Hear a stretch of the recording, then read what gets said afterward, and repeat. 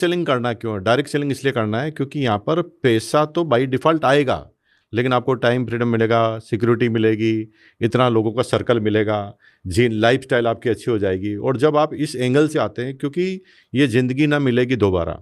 अगर आपकी एक ज़िंदगी है, एक लिमिटेड 70-80 साल आपको जीना है, और अगर आपने रिसर्च में ही टाइम ख़राब कर दिया कि 10 साल इसको कर लिया, 5 साल उसको कर लिया, 15 साल उसको कर लिया, तो आई थिंक आप अपना वेस्टेज कर रहे हैं। सभी कंपनियाँ अच्छी होती है, सभी अच्छा होता है, आपको डिवोटी होना पड़ता है उस सिस्टम के प्रति, और अगर आप डिवोशन में काम करते हैं तो आप 100% उस सिस्टम में कामयाब होंगे, चाहे कोई भी कंपनी में हो आप। आप 25 साल से इंडस्ट्री में हैं और राइट। 25 साल से एक ही कंपनी के साथ में जुड़े हुए हैं। हम जब किसी गेस्ट को बुलाते हैं सर, तो हमारा ये प्रयास रहता है कि हम किसी ऐसे व्यक्ति को बुलाएं जो थोड़ा सा एक कंपनी के साथ में लंबे समय तक एसोसिएटेड है। राइट। और बहुत बार हमारे साथ में हुआ कि हमने पहले तो ठीक ठाक देखा और हमारे यहाँ इंटरव्यू आते ही वो दूसरी कंपनी में चला जाता है। और लोग फिर हमारे ऊपर प्रश्न पूछते हैं कि सर आप ऐसे ऐसे लोगों को बुलाते हैं, उस कंपनी में चले गए, उस कंपनी में चले गए। तो आप 25 साल से एक ही कंपनी के साथ में टिके हुए हैं।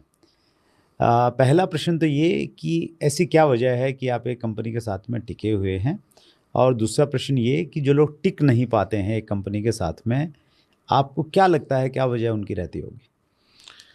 सबसे पहले मैं बता दूं कि डायरेक्ट सेलिंग को मैंने कभी आज के 25 साल पहले उसका नाम भी नहीं सुना था। जब मैं पहली बार डायरेक्ट सेलिंग में आया था, तो मेरे जो स्पॉन्सर है जब मुझे डायरेक्ट सेलिंग में लेकर आए थे, तो मेरे लिए एक यूनिक कंसेप्ट था ये। मैंने कभी ऐसा सुना नहीं था कि इस तरह से एक आदमी बिना पूंजी के, बिना किसी टाइम को फिक्स किए हुए, बिना किसी दुकान के, बिना किसी रिस्क के कोई कारोबार कर सकता है।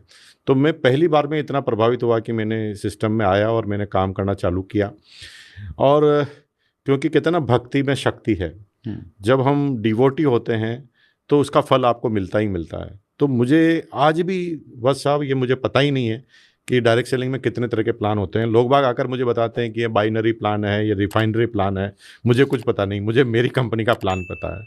और ये तब होता है जब हम डिवोटी होते हैं। दुनिया में राम भगवान अच्छे हैं कि शिव भगवान अच्छे हैं या शंकर भगवान अच्छे हैं, 90% लोगों की सोच इन्हीं में घूमती रहती है कि अच्छा कौन है।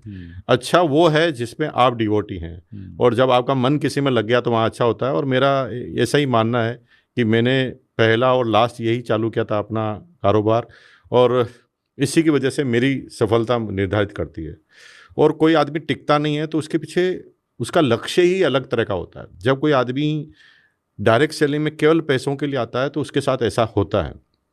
और पैसों के लिए अगर आप काम करना चाहते हैं तो पैसों के लिए तो कई तरह के काम हैं, केवल डायरेक्ट सेलिंग ही नहीं है। आप कोई भी दुकान खोलते हैं, लोग फूल छाप झाड़ू झाड़ू की कंपनियां 100 करोड़ तक पहुंच गई। इसका मतलब ये है कि पैसे तो हर सिस्टम में है, हर बिजनेस में है।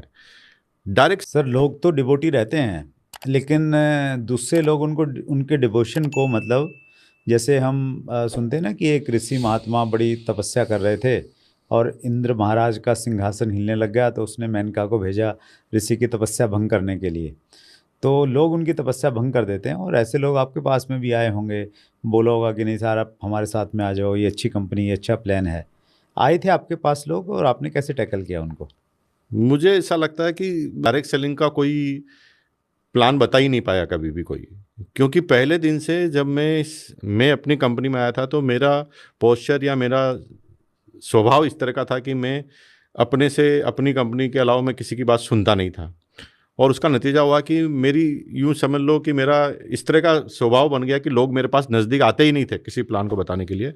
तो मैं सही बताऊँ अस्ताब कि मैंने ज़िंदगी में कोई डायरेक्ट सेलिंग का, किसी भी कंपनी का कोई प्लान नहीं देखा सिवाय मेरी कंपनी को छोड़कर। और ये कट्टरपन था जो लोगों को लगता था कि यार उसके पास जाना खतरनाक है, वो बड़ा अड़ियल सा टेढ़ा टाइप आदमी है, उसको प्लान बताने की ज़रूरत नहीं। और मुझे किसी ने प्लान बताया भी नहीं। इंडस्ट्री में एक और प्रचलन देखने को मिलता है सर, जब कोई व्यक्ति किसी कंपनी में कामयाब हो जाता है तो कुछ लोग उसको अप्रोच करते हैं। कुछ नई कंपनियां खुलती हैं तो उनको लगता है कि यार वो आ जाएगा तो फिर कमाल हो जाएगा, उसको ऑफ़र भी देते हैं। तो क्या आपके पास भी ऐसे ऑफर्स कभी आए? नहीं, मेरे पास ऑफ़र नहीं आए, लेकिन लोग इनडायरेक्टली कभी कभी ऐसे बात करते थे कि ऐसा, वो कंपनी ऐसी है, वो कंपनी ऐसा है, उसमें ऐसा मिल सकता है। बेसिकली ये कंपनी क्यों चालू की गई है, पहले इस चीज़ को समझना है। पैसा कमाना, सिर्फ पैसा कमाना, या पैसों के साथ नाम सम्मान इज्जत भी रखना, पैसा सब कुछ तो होगा नहीं, पैसे तो हर चीज़ में होते हैं। जैसे अगर आप अफीम का कारोबार करेंगे तो पैसा तो है ना उसके अंदर, लेकिन उसके इज्जत नहीं है।